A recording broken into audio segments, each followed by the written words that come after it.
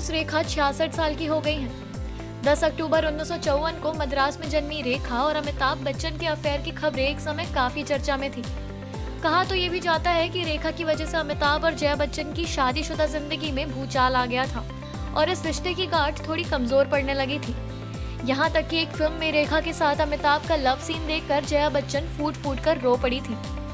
रेखा और अमिताभ के बीच जो कुछ था उसकी गहराई का अंदाजा रेखा के कुछ बयानों से लगाया जा सकता है। नवंबर 1984 में फिल्म फेयर को दिए एक इंटरव्यू में रेखा ने कहा था, पब्लिक को क्यों जानना चाहिए कि उनके लिए मेरा प्यार या मेरे लिए उनका प्यार कैसा था।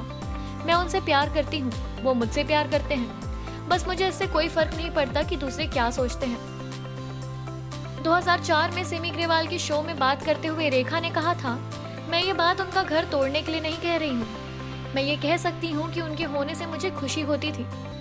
उनकी अच्छाइयों से मैं बहुत ज्यादा प्रभावित हो गई थी। रेखा ने आगे कहा, मेरे लिए मिस्टर बच्चन के सामने खड़ा रहना आसान नहीं होता था। अपनी जिंदगी में मैंने उनकी तरह कुछ देखा ही नहीं। उनकी वजह से ही मैंने खुद पर भरोसा करना सीखा। रेखा के मुताबिक बात फिल्म मुकद्दर का सिकंदर की स्क्रीनिंग की है। मैं प्रोजेक्शन रूम में थी। जया और उनके बच्चे पहली रो में थे। अमिताभ बच्चन और बाकी लोग दूसरी लाइन में बैठे थे। फिल्म में जब मेरे और उनके बीच लव सीन आया तो ये देखकर जया फूट फूट कर रोने लगी।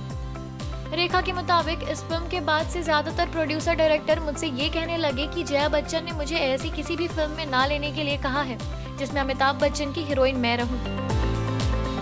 इसके बाद फिल्म राम बलराम के वक्त इस फिल्म के प्रोड्यूसर टीटो टोनी अमिताभ बच्चन और रेखा को कास्ट करना चाहते थे, लेकिन जया ऐसा नहीं चाहती थी।